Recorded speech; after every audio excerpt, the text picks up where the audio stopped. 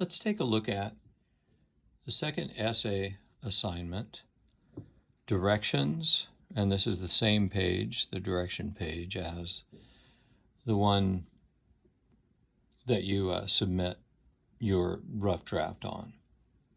But these are all the directions for this assignment. Let's look at assignment requirements. Write an essay as a response to one of 5 essays taken from They Say, I Say. So you'll need to get out your textbook They Say, I Say, or right here I have an audio version of the entire text. And so you'll be able to go in and click on that and find those essays. The problem is, well, the challenge is that you're going to have to scroll through that and find those essay locations. The following is a list of the 5 essay titles and the prompt that accompanies the essay and from which you respond with your own essay. The length requirement is 2 to 5 double-spaced pages with 12 font as the font size, but no less than 750 words, so this is a bit longer than our previous memoir essay. Minimum works cited sources are 3. In other words, you need to have at least 3 sources in your paper that you're going to be citing in a proper way, and we'll talk about that coming up here pretty soon. Here are the 5 prompts taken from your They Say, I Say textbook. First is Escape from the Western Diet. That's an essay found starting on page 624. And the prompt is, write an essay that begins where Pollan's piece ends, perhaps by quoting from paragraph 14, quote, eat food, not too much, mostly plants. You'll need to explain his argument and then respond with your own view. Be sure to use at least 3 additional sources. The second prompt comes from the essay, Why Don't Convenience Stores Sell Better Food, found starting on page 632. The prompt is, visit a small grocery store and examine the foods there. Write an essay comparing the healthy and unhealthy items in terms of factors you might find significant, like price, calories, ingredients, packaging, location in the store, or something else. Be sure to use at least 3 additional sources. The third prompt is taken from the essay Food as Thought, Resisting the Moralization of Eating, starting on page 641. The prompt goes like this. Maxfield, the author, concludes by offering a formula for eating. Quote, trust yourself, trust your body, meet your needs. This formula contrasts with Michael Pollan's Eat Food, not too much, mostly plants. Write an essay responding to these arguments and presenting your own formula for eating. Be sure to use at least 3 additional sources. The fourth prompt comes from the essay, Don't Blame the Eater, starting on page 647. The prompt is this, write an essay responding to Zinczenko's using your own experience and knowledge as part of your argument. You may agree, disagree, or both, but be sure to represent Zinczenko's views near the beginning of your text, both summarizing and quoting from his arguments. And be sure to use at least 3 additional sources. The fifth essay, What You Eat Is Your Business, found starting on page 651, has a prompt like this. Write an essay responding to Balko, agreeing or disagreeing, or both agreeing and disagreeing with his position. You might want to cite some of Zinczenko's arguments. See pages 647 through 650. Depending on what stand you take, Zinczenko's ideas could serve as support for what you believe or as the source of one possible objection. Be sure to use at least 3 additional sources. When discussing your own view in your essay, be sure to support your beliefs, your theories, etc., with other sources, and be sure to document those sources in your works cited page, the last page of your assignment. Information regarding MLA list of works cited can be found on pages 139 through 169 of your A Pocket Style Manual textbook. In addition, be sure to document in-text citations accurately. In-text citations refer readers to a list of works that are cited at the end of the paper. Information on in-text citations can be found on pages 130 through 139 of your A Pocket Style Manual textbook. And samples of both works cited pages and in-text citations can be found on pages 174 through 177 of the same text. They Say, I Say. That's the title of one of your textbooks. Our first essay, the memoir, did not require research or the analyzing of the work or opinions of others. However, most college essays require that students develop their own ideas and that they address and analyze the ideas of others. You want a balance of both. In short, writing requires both your ideas and the ideas of other scholars. Thus, the title of our textbook, They Say, I Say. Essays vary in organizational structure, but there are key ingredients found in virtually all effective essays, no matter how they might be organized. And if even one of these ingredients is missing, the essay lacks the effectiveness of its potential. Let's look at an example outline of a typical college essay. The first paragraph in each of these Roman numerals represents paragraphs. First one, introduction paragraph, includes what? It includes information that gains the reader's interest. Think back to the first paragraphs of the essays that you just read. Hopefully you did read these essays. Think back to the first paragraph, and if you can't remember that, go back to your textbook and take a look at the first paragraphs. They are high-interest paragraphs. So, gain reader interest. Use high reader interest statements to draw your readers in. And then secondly, set up your topic and texts. And thirdly, state your thesis. So the thesis statement, which you are fairly familiar with, I would hope by now, is found in the last or close to the last sentence of your first paragraph.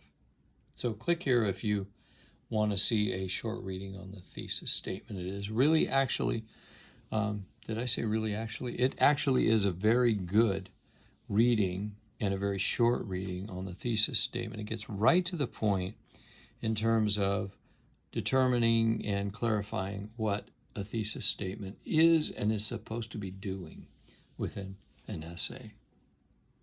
So that's your first paragraph. The second is the body paragraphs. That's plural. And in your case, I want at least 3 paragraphs that make up the body of your essay. And what do those body paragraphs reflect? Well, first of all, one example of what each of these could reflect is that second paragraph, or the first body paragraph, could include information about your idea, what you believe, your point. The second could include illustrations of the ideas of those others, those scholars that you are going to use as resources in your paper. And the third could explain your ideas and their ideas together. It's sort of a comparison. And then lastly, the conclusion paragraph, within which hopefully you will restate your thesis. By restate, that doesn't mean repeat. Repeat would be word for word. I want you to restate that thesis. So say it in a different way. And then tie together all your claims. And then end with a powerful statement to impress and sway the reader toward your perspective. Because in your essay, what you're doing is you're showing 2 perspectives, and you're trying to convince the reader that your perspective is the right one. And lastly, something that's not a part of the literary function or part of your essay, but is a part of the essay as a whole, is the works cited page, which we all know about.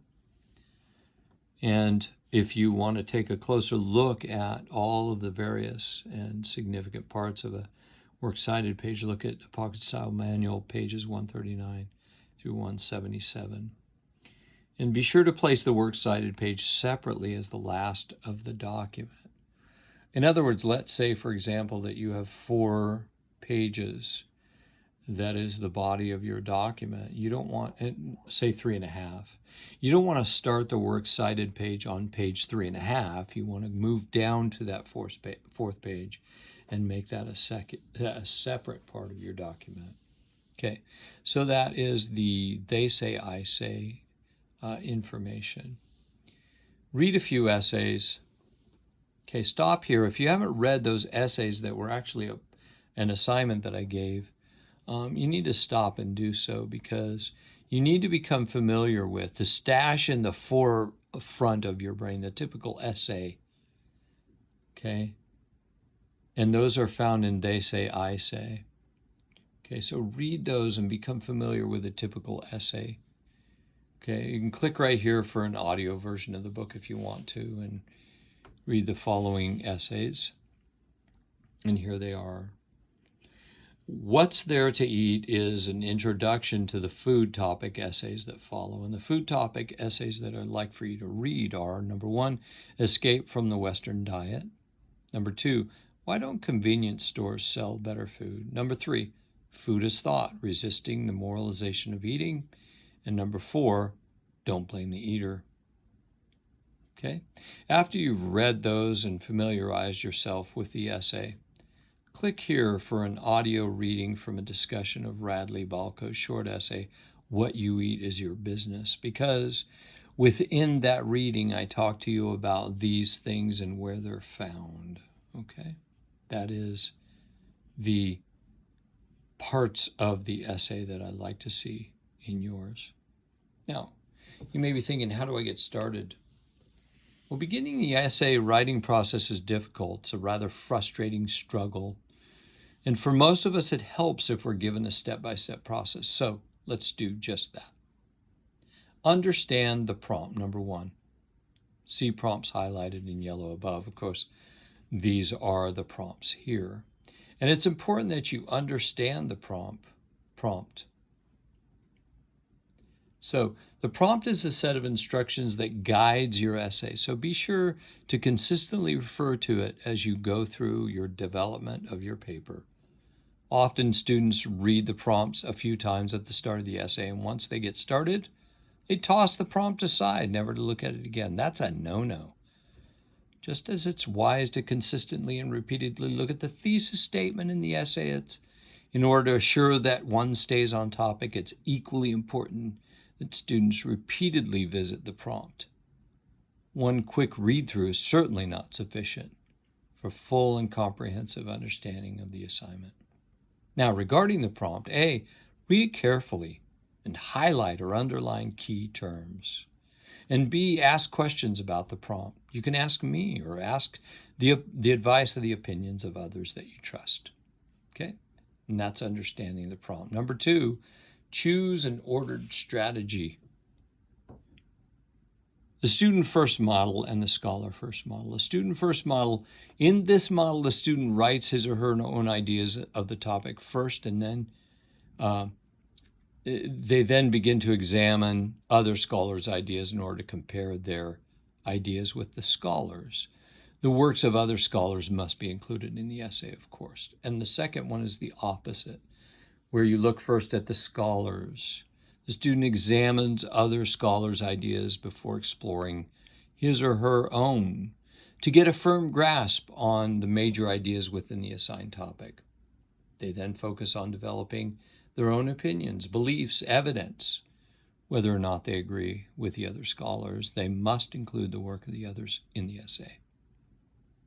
Neither of these models is better than the other. Choice is dependent on the student. While some may choose the student first model because they believe that doing so will produce an unaffected set of ideas that comes purely from their experience, Others may choose the scholar first model, believing that the idea of other scholars might stir ideas, agreements, or objections within their own minds and produce a more thorough outcome. So that's choosing an ordered strategy. The third of these how to get started steps is free write and brainstorm. Be sure you click on these to revisit the idea of free writing and brainstorm, because they apply to this or any type of essay. And then the fourth in the steps to get started are begin drafting.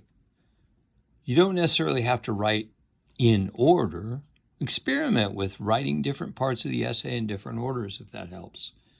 Then do what works best for you. And then write the first draft quickly. Don't be concerned with punctuation, grammar, and all that spelling. Just write. If you get stuck at any point, do the best you can to get unstuck. And if you can't get unstuck, move on and return to that part later. And then talk it out loud.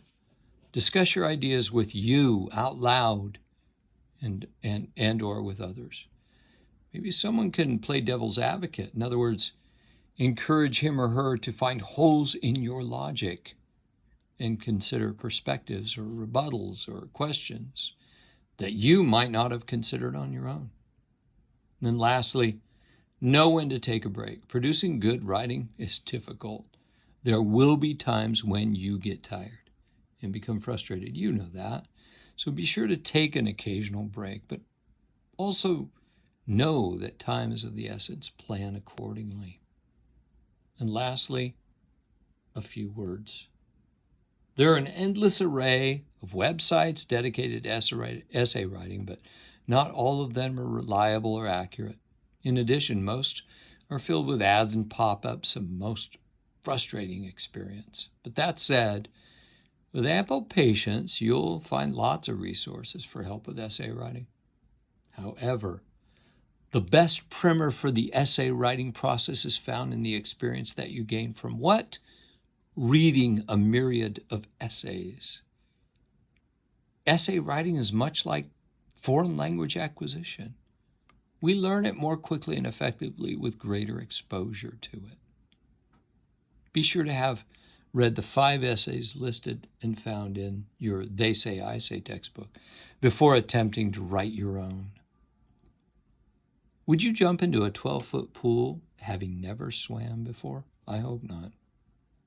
And one more thing.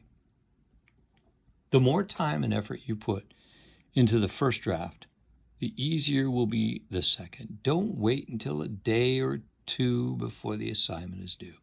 If you spend ample time on the first draft, you'll later realize that it's very much akin to an investment. And know this, my friends, a hard-earned and consistent investment nearly always results in a quality retirement. Food for thought. And good luck.